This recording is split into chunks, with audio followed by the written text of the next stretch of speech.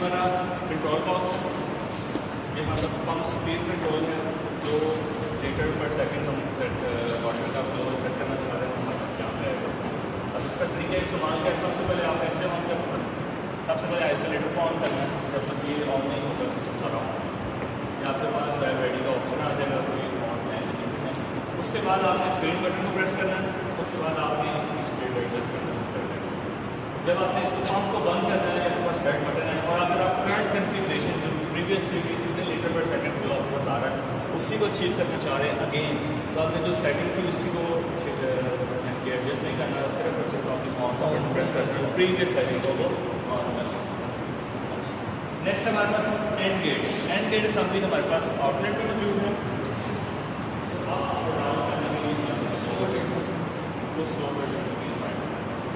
अब आप उसको अप करते रहेंगे, एक लिमिट आएगी वो अप हो जाएगा। उसके बाद क्या है, अप होना बंद हो जाएगा ऑटोमेटिकली। उसके अंदर हमारे पास लिमिट स्विच लगेगा।